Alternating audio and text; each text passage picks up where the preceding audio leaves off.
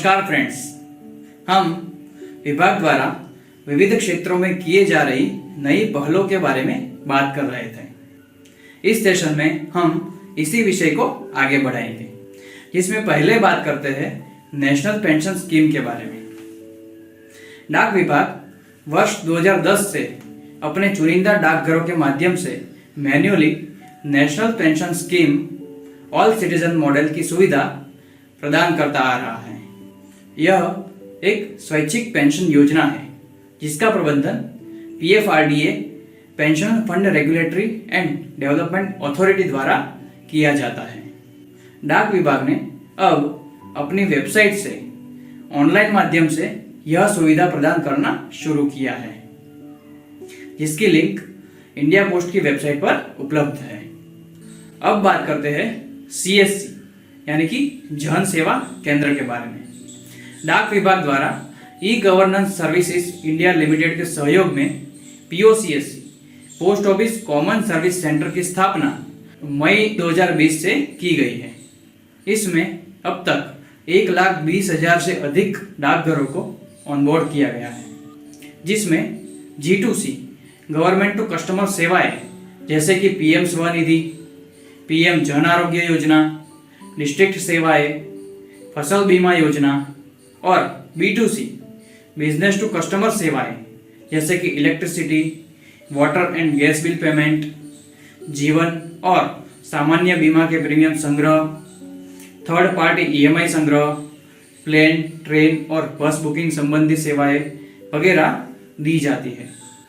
इसके अलावा CSC VLE CSC village level entrepreneur के द्वारा आर्टिकल बुकिंग की सुविधा शुरू की गई है, जिसमें बुक किए गए आर्टिकल्स सीधे उससे जुड़े पोस्ट ऑफिस से डिस्पैच किए जाते हैं।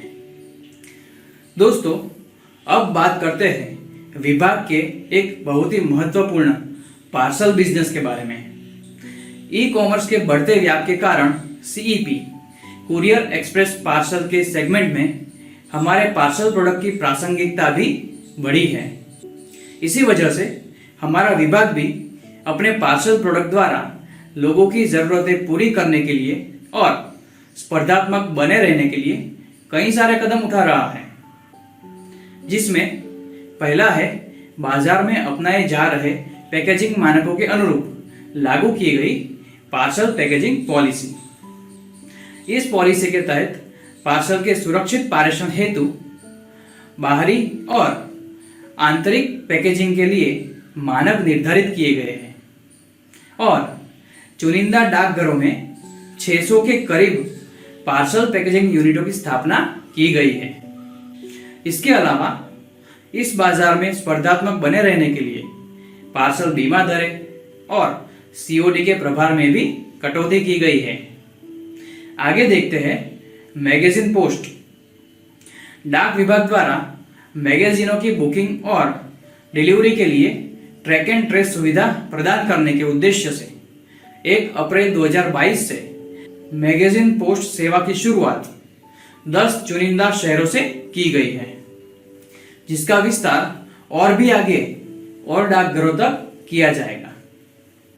भारत सरकार द्वारा एक्सपोर्ट को बढ़ावा देने के लिए one district one product approach अपनाया गया है।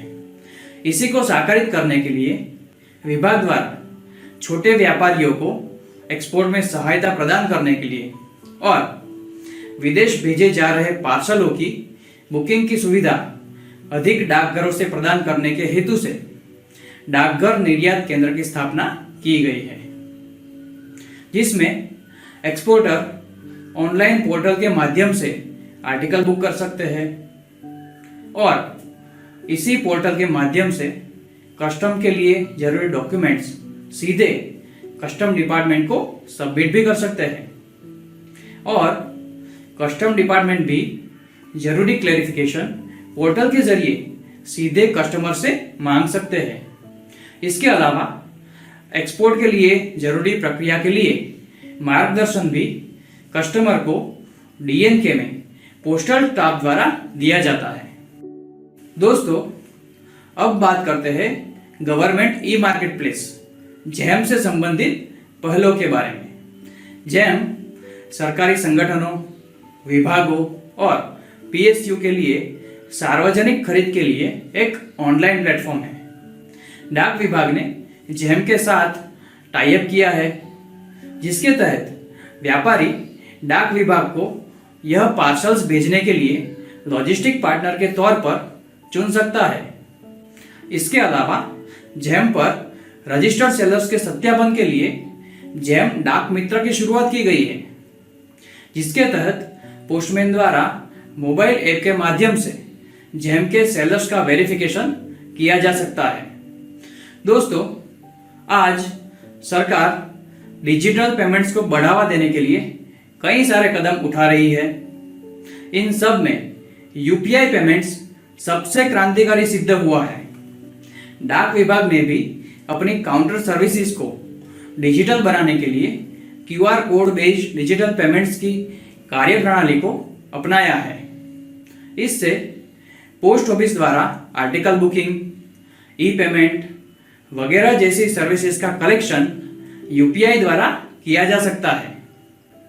दोस्तों, डाक विभाग अपने सभी मूल कार्यों में डिजिटल इनोवेशन करता आ रहा है, जिसके तहत आईटी मॉडर्नाइजेशन प्रोजेक्ट 1.0 में कंप्यूटरीकरण और नेटवर्किंग को सफलतापूर्वक पूरा किया गया है, जिसमें बैंकिंग, इंश्योरेंस, ह्यूमन रिसोर्स जैसे अलग अलग कार्यों के लिए अलग अलग सॉल्यूशंस के तहत काम किया गया है। डिजिटलाइजेशन के इसी रास्ते पर आगे बढ़ते हुए विभाग में आईटी मॉडर्नाइजेशन प्रोजेक्ट 2.0 मंजूर किया गया है।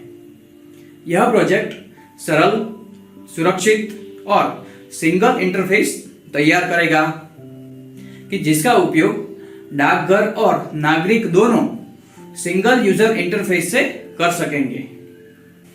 इसमें आईपीपीबी द्वारा बैंकिंग, इंश्योरेंस और अन्य फाइनेंशियल सर्विसेज के लिए आईटी स्ट्रक्चर बनाया जाएगा, जबकि डिपार्टमेंट क्लाउड इंफ्रास्ट्रक्चर और आधुनिक तकनीकों का उपयोग करके पोस्टल इंटरफेस, मैनेजमेंट इंटरफेस और अकाउंटिंग इंटरफेस तैयार करेगा। इस बदलाव से विभाग को लागत कम करने, उत्पादकता बढ़ाने और एक बेहतर ग्राहक अनुभव प्रदान करने में मदद मिलेगी। तो दोस्तों, इस प्रकार हमने एनपीएस, सीएससी, पार्सल, जेम और डिजिटल पेमेंट से संबंधित पहलुओं के बारे में बुनियादी चर्चा की। इस बारे में अधिक जानकारी हेतु आप इंडिया पोस्ट की वेबसाइट को रिफर कर सकते हैं। धन्यवाद।